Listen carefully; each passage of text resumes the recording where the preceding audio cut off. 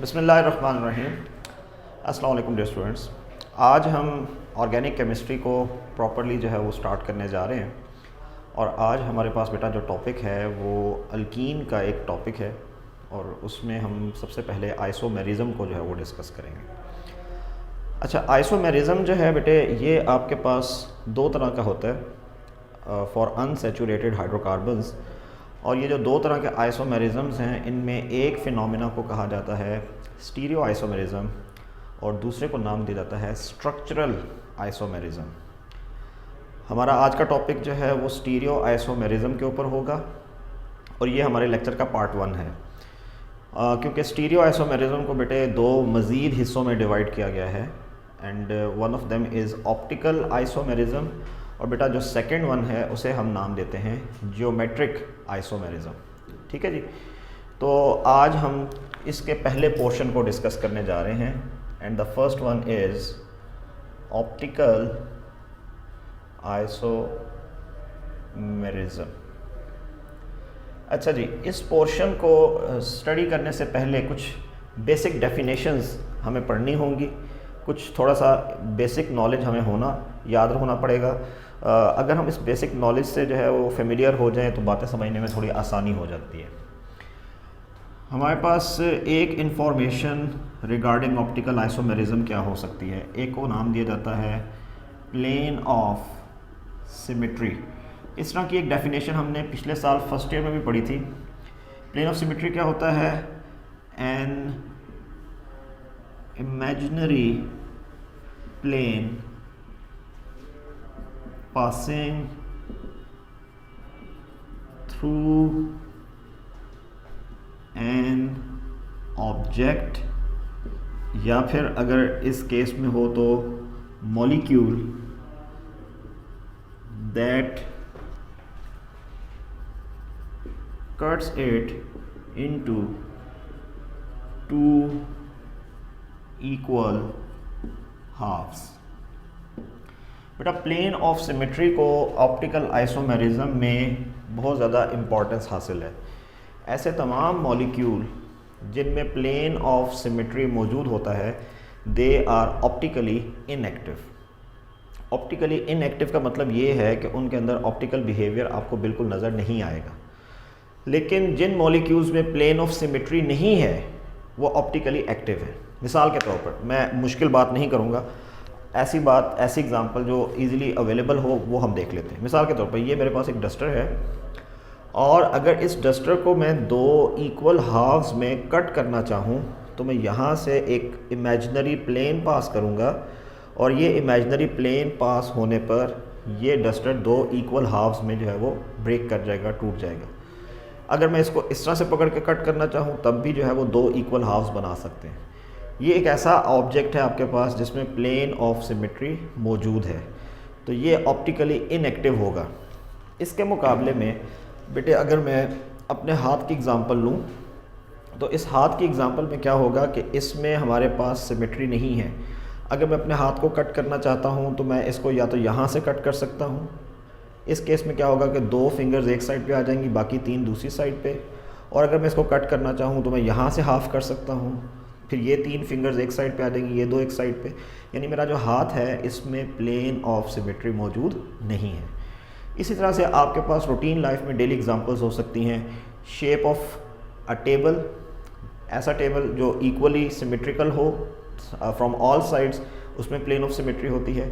Shape of a chair, ऐसी chair जो left and right दोनों साइडों से या अबव बिलो सब साइडों से एक जैसी हो, उसमें प्लेन ऑफ सिमेट्री हो सकता है। आपका जो रोस्ट्रम होता है, ठीक है, वो भी एक प्लेन ऑफ सिमेट्री का ऑब्जेक्ट हो सकता है। या अगर आप दूसरी साइड पे देखें तो shape of a hand, shape of a shoe, ये ऐसी एग्जांपल्स हैं जो कि प्लेन ऑफ सिमेट्री के एब्सेंस को शो करती हैं। या एक चेयर हो विद एन हैंडल, उसके एक साइड पे हैंडल लगा हो फॉर राइटिंग पर्पस, तो वो चेयर भी एक ऐसी एग्जांपल होगी जिसमें प्लेन ऑफ सिमेट्री मौजूद नहीं है। ठीक है जी। इसके अलावा आपके पास एक और डेफिनेशन है, that is chiral molecule. a molecule that lack in plane of symmetry and show non superimposable mirror image। बेटा ये भी एक डिफरेंट बात जो है वो आपके सामने आ गई। Non super imposable mirror image, ऐसे ऑब्जेक्ट, ऐसे मॉलिक्यूल जिनमें प्लेन ऑफ सिमेट्री नहीं है, यानी हम उसे इक्वल हाफ्स में डिवाइड नहीं कर सकते, और अगर हम उनका मिरर इमेज ड्रॉ करें तो ये mirror image non super imposable होगा। तो ऐसे ऑब्जेक्ट बेटे आम तौर पर कहलाते हैं कायरल मॉलिक्यूल। मिसाल के तौर पर मैं यहाँ पे एक एग्जांपल ड्रॉ करता हूँ। इस एग्जांपल में मैं एक साइड पे लिख देता हूँ COOH, एक साइड पे लिख देता हूँ हाइड्रोजन, एक साइड पे लिख देता हूँ CH3 और एक साइड पे मैं लिख देता हूँ OH। ये आपके पास सेंटर में कार्बन है और ये कार्बन एक ही वक्त में 4 मुख्तलिफ ग्रुप्स के साथ बॉन्ड बना रहा है। ये एक ऐसा कार्बन या मॉलिक्यूल है कि जिसको हम किसी भी साइड से इक्वली हाफ में डिवाइड नहीं कर सकते। अगर मैं इसका मिरर इमेज ड्रॉ करता हूँ, ये डॉटेड लाइन अगर मिरर को इंडिकेट करती है तो मिरर में सबसे पहले क्या चीज़ नज़र आएगी? CH3 ग्रुप नज़र आएगा, उसके बाद कार्बन और हाइड्रोजन OH ग्रुप नज़र आएगा, टॉप पे आपके पास COOH ग्रुप आएगा और बॉटम पे आपके पास हाइड्रोजन आ जाएगा। ये वाला जो ऑब्जेक्ट का इमेज है इसको हम नाम देते हैं mirror image. Non super imposable का मतलब ये है कि अगर मैं इस मॉलिक्यूल को इस पोजीशन से एज इट इज़ पिक करूं और उसे इस ओरिजिनल मॉलिक्यूल के ऊपर प्लेस करने की कोशिश करूं तो ये कार्बोक्सिल ग्रुप और हाइड्रोजन ग्रुप तो सेम टू सेम अपनी जगह पर प्लेस हो जाएंगे, लेकिन ये CH3 एंड OH ग्रुप जो है वो इन दोनों के ऑपोजिट चले जाएंगे, यानी ये दोनों सेम पोजीशन गेन नहीं करेंगे। तो ऐसे केस में आपके पास ये एक ऐसा मॉलिक्यूल होगा जिसमें non super imposable mirror image है, इसके अंदर प्लेन ऑफ सिमेट्री भी नहीं है। ऐसे मॉलिक्यूल के लिए टर्म इस्तेमाल की जाती है कायरल, इसको हम कायरल मॉलिक्यूल कहते हैं। कायरल मॉलिक्यूल की एक और शर्त भी है। कायरल मॉलिक्यूल वो होते हैं कि जिनमें कम से कम एक कार्बन ऐसा ज़रूर होता है, चाहे वो मिरर इमेज हो या ओरिजिनल मॉलिक्यूल हो, जिस कार्बन के लिए हम टर्म इस्तेमाल करते हैं एसिमेट्रिक कार्बन। बेटा एसिमेट्रिक कार्बन से मुराद ये है कि ये ऐसा कार्बन होगा कि जो एक ही वक्त में 4 डिफरेंट ग्रुप्स के साथ बॉन्ड बना रहा होगा। ये शर्त है कि चारों के चारों ग्रुप्स जो हैं वो एक दूसरे से मुख्तलिफ होने चाहिए। अगर ये चारों ग्रुप या इनमें से कोई से भी 2 एटम्स या ग्रुप्स सिमिलर आ जाएं तो ये मॉलिक्यूल एसिमेट्रिक नहीं होगा। तो एसिमेट्रिक कार्बन या एसिमेट्रिक मॉलिक्यूल जो है इसको आमतौर पर क्या कहा जाता है? कायरल मॉलिक्यूल का नाम दिया जाता है। ओके, इसमें एक बात और जो है वो हम डिस्कस कर लेते हैं। लेट्स से इसी की ऑपोजिट कहानी क्या है? इसको कहा जाता है ए कायरल मॉलिक्यूल। बेटा ए कायरल क्या होगा? अब इसको ऑपोजिट कर दें तो यही डेफिनेशन जब उलट जाएगी, a molecule that show plane of symmetry and can produce a super imposable mirror image, it is known as a chiral molecule। ठीक है जी, ये आपके पास ए कायरल मॉलिक्यूल की एग्जांपल होगी। ठीक है जी।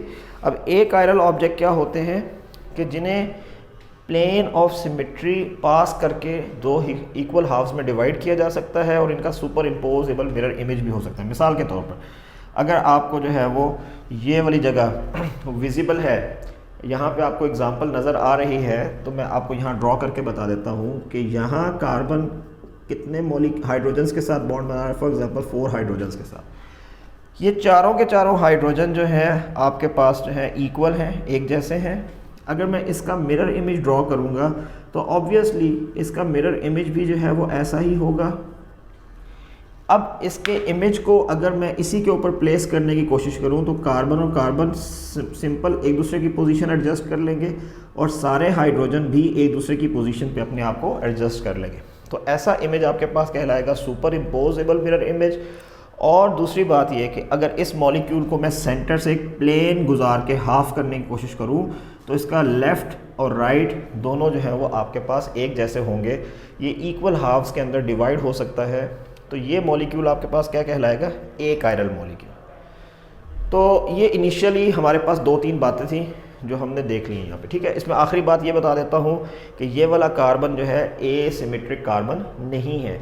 इस कार्बन के लिए टर्म इस्तेमाल की जाती है सिमेट्रिक कार्बन, क्योंकि इसमें आपके पास सारे के सारे ग्रुप या कम से कम 2 एटम्स या मॉलिक्यूल्स ऐसे हो सकते हैं जो सिमिलर होंगे। अगर वो सिमिलरली अटैच करेंगे तो बेटा उनको हम नाम देंगे सिमेट्रिक कार्बन के लिए, ठीक है। अच्छा जी, इसी टॉपिक में ऑप्टिकल आइसोमेरिज्म में मैं थोड़ी सी और बातें जो है वो आपके साथ शेयर करने जा रहा हूँ। इन एग्जांपल्स के अंदर एक डेफिनेशन हमारे पास और भी है और वो डेफिनेशन है ऑप्टिकल एक्टिविटी। बेटा ऑप्टिकल एक्टिविटी से मुराद क्या है, a phenomena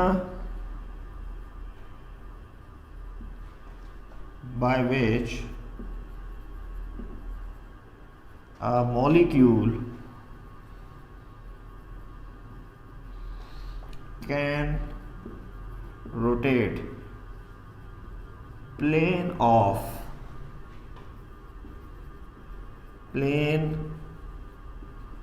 polarized light to the right or left is called optical activity. All chiral molecules are optically active molecules.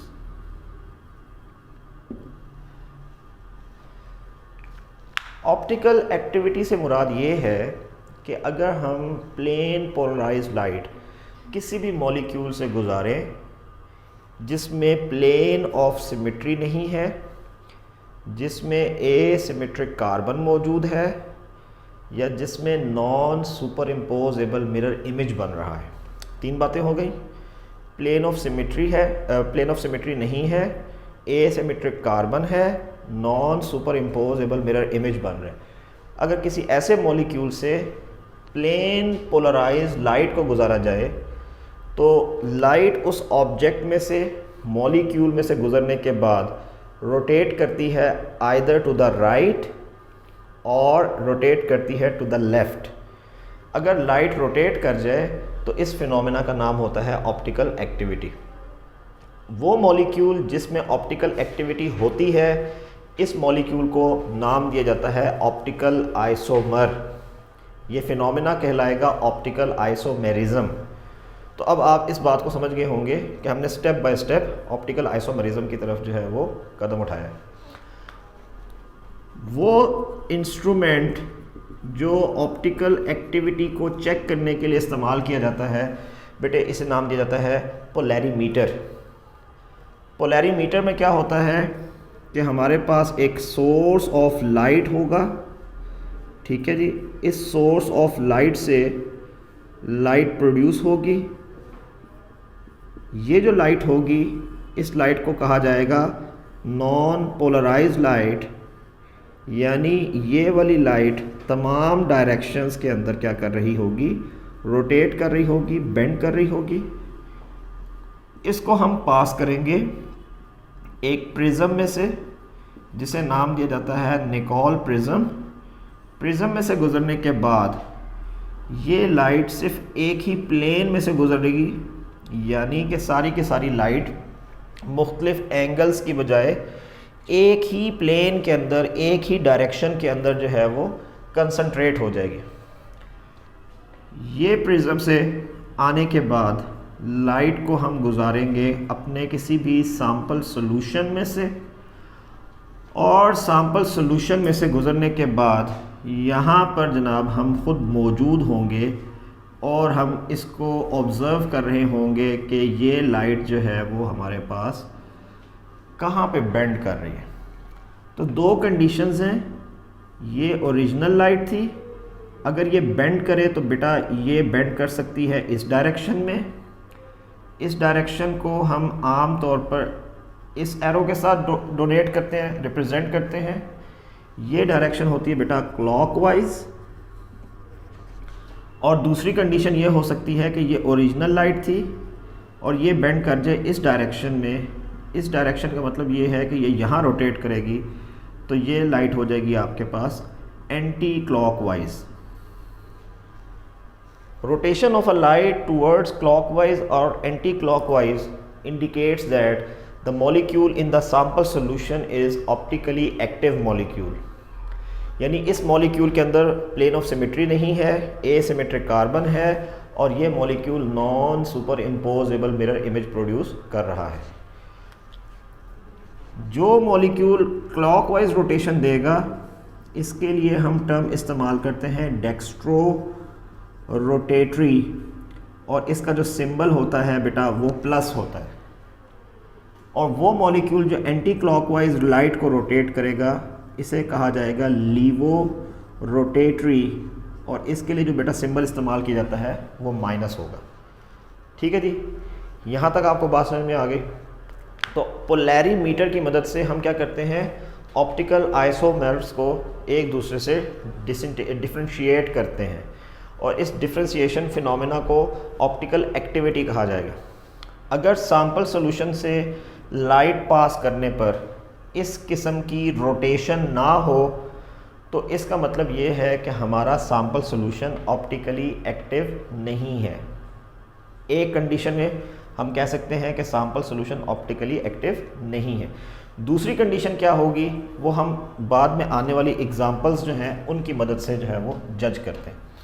उम्मीद है यहाँ तक आपको कहानी जो है वो समझ में आ गई होगी। इसमें पोलैरीमीटर वाला पोर्शन जो है वो आपने पेपर पॉइंट ऑफ व्यू से तैयार करना है, और इसकी जो सैम्पलिंग है या इंस्ट्रूमेंटेशन है बेटा वो आपने देखनी है। चलें इसी को हम थोड़ा सा मज़ीद एक्सटेंड करते हैं।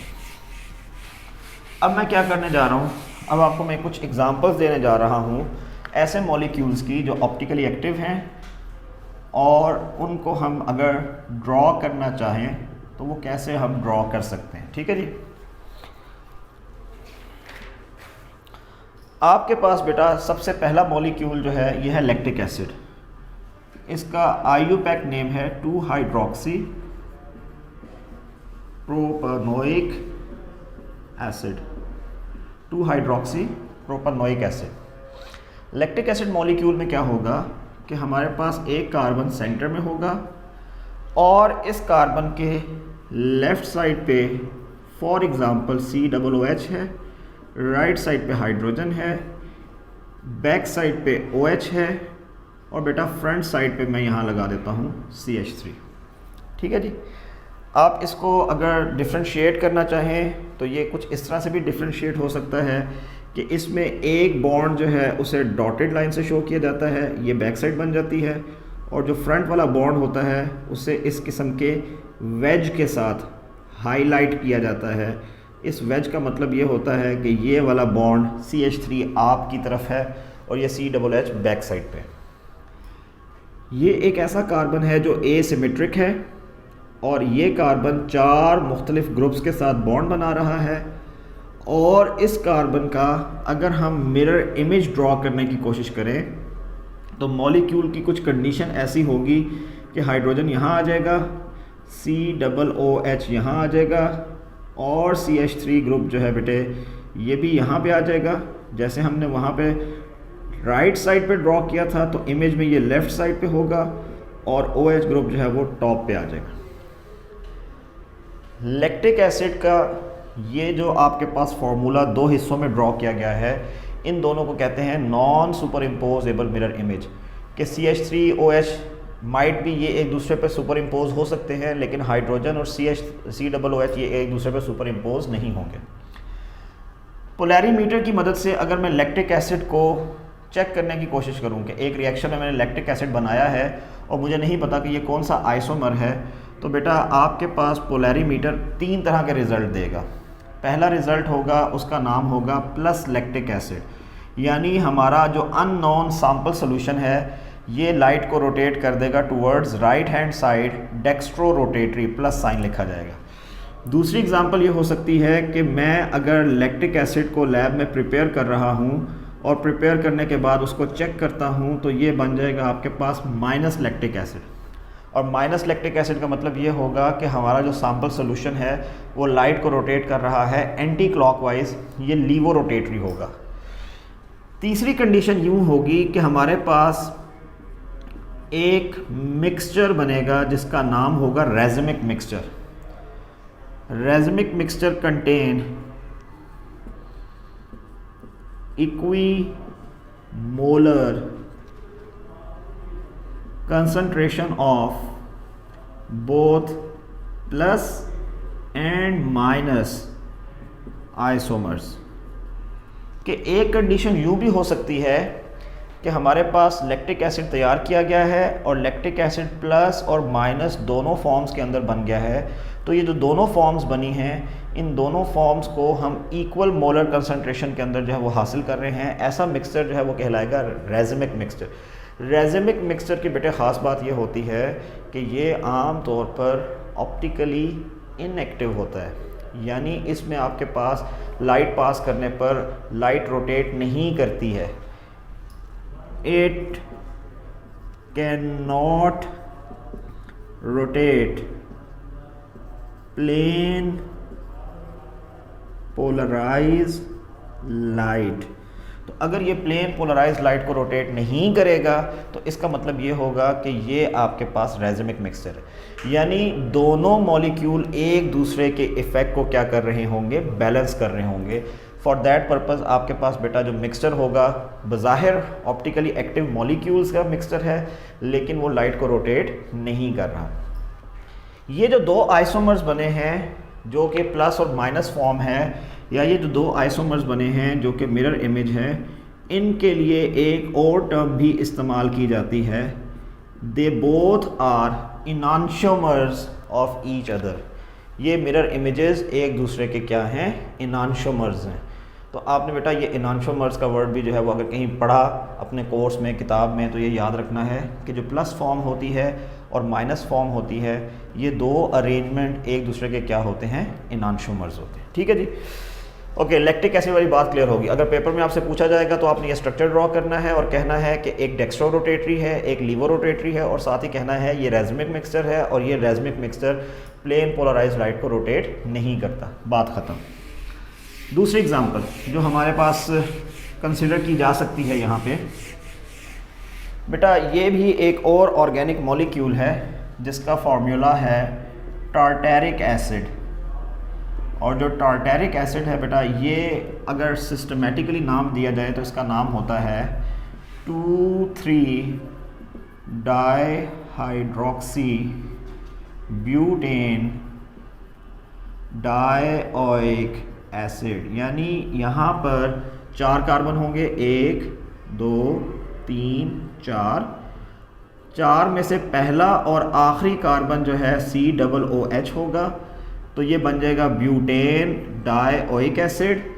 जबकि सेकंड और थर्ड कार्बन ये दो ऐसे होंगे कि जिन पे आपके पास बेटे एक OH और हाइड्रोजन मौजूद होगा।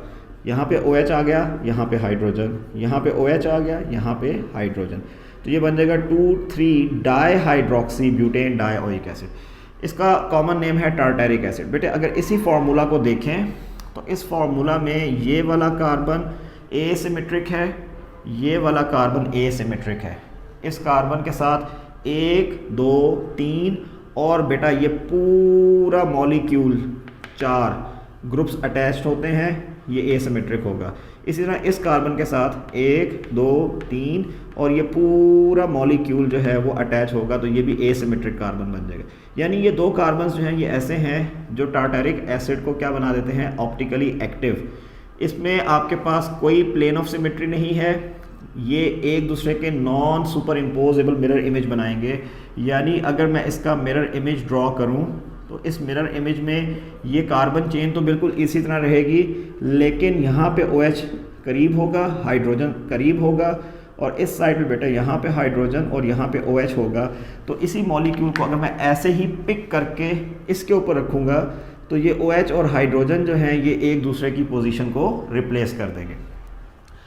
ऑप्टिकल आइसोमेरिज्म में जब हमने इसको पोलैरीमीटर से गुजारा तो हमारे पास बेटा एक आइसोमर आएगा प्लस टार्टेरिक एसिड, इसी तरह एक और आइसोमर आएगा जो होगा माइनस टार्टेरिक एसिड। ये प्लस और माइनस टार्टेरिक एसिड बेटे जो है ये डेक्स्ट्रो रोटेटरी है, ये लीवो रोटेटरी है, और ये दोनों एक दूसरे के क्या हैं, मैंने अभी आपको बताया था क्या होते हैं ये एक दूसरे के, जी ये एक दूसरे के इनांशोमर्स होते हैं। इसी तरह अगर मैं तीसरी कंडीशन देखूं तो बेटा ये आपके पास क्या बनेगा, रेज़मिक मिक्सचर। रेज़मिक मिक्सचर में क्या होगा, ये आपके पास contain both forms of tartaric acid in equimolar concentration. तो अगर ये दोनों इक्वल कंसंट्रेशन में एक ही जगह पर इकट्ठे हो जाए तो आपके पास ये मिक्सचर बन जाएगा रेज़मिक मिक्सचर। रेज़मिक मिक्सचर जो है प्लेन पोलराइज्ड लाइट को रोटेट नहीं करता। क्यों? क्योंकि अगर ये राइट साइड पे रोटेट कर रहा है तो ये लेफ़्ट साइड पे रोटेट कर रहा है, ये दोनों एक दूसरे के इफेक्ट को क्या कर देते हैं, कैंसिल कर देते हैं। तो 1 2 3 कंडीशंस हो गई। टार्टेरिक एसिड में एक चौथी कंडीशन भी होती है जो मैं यहाँ ड्रॉ करके बता रहा हूँ आपको, कि जब हम carbon to carbon single bond की बात करते हैं तो बेटा ये जो सेंटर वाले 2 कार्बन हैं ये क्या करेंगे, अपने बॉन्ड को रोटेट करते रहेंगे ऑन 360 डिग्री एंगल। तो जब ये रोटेशन देंगे आपको तो आपके पास एक रोटेशन से ऐसा स्ट्रक्चर भी बनेगा कि जिसमें दोनों हाइड्रोक्सी आमने सामने और दोनों हाइड्रोजन आमने सामने हो सकते हैं। अगर कोई ऐसी अरेंजमेंट हमारे सामने आ जाए तो इस अरेंजमेंट को हम आम तौर पर नाम देते हैं ऑप्टिकली इनएक्टिव मॉलिक्यूल। और बेटा ये ऑप्टिकली इनएक्टिव मॉलिक्यूल क्यों है? क्योंकि इसमें अब आप फोकस करें तो ये एक दरमियान में ऐसा प्लेन होगा जिस प्लेन से इस पूरे मॉलिक्यूल को 2 इक्वल हाफ्स के अंदर तोड़ा जा सकेगा। यानी अगर मैं यहाँ से इस बॉन्ड को तोड़ दूँ तो जैसा स्ट्रक्चर ऊपर बन रहा है वैसा ही स्ट्रक्चर नीचे बन रहा है। अगर मॉलिक्यूल के अंदर सेम टू सेम अरेंजमेंट आ जाए तो इस सेम टू सेम अरेंजमेंट को आमतौर पर ऑप्टिकली इनएक्टिव मॉलिक्यूल का नाम दिया जाता है। इस तरह का जो मॉलिक्यूल होता है जिसमें हमारे पास क्या मौजूद है, प्लेन ऑफ सिमेट्री, इस मॉलिक्यूल के लिए टर्म इस्तेमाल की जाती है मीज़ो कंपाउंड। बेटा ये टार्टेरिक एसिड का मीज़ो कंपाउंड होगा। और इस केस में आपको एक और नाम भी मैं ये बता देता हूँ कि ये आपका ओरिजिनल टार्टेरिक एसिड का डायास्टीरियो आइसोमर होगा। इसको हम डायास्टीरियोमर भी बोलते हैं। जैसे ये दोनों एक दूसरे के इनांशोमर हैं और ये दोनों ऑप्टिकली एक्टिव हैं, तो यही टार्टेरिक एसिड मॉलिक्यूल जो ऑप्टिकली इनएक्टिव है और जिसमें प्लेन ऑफ सिमेट्री मौजूद है ये कहलाएगा डायास्टीरियोमर या डायास्टीरियो आइसोमर। तो होपफुली बेटे आपने आज के इस डिटेल्ड लेक्चर से ऑप्टिकल आइसोमेरिज्म को जो है वो बड़े अच्छे से समझा होगा।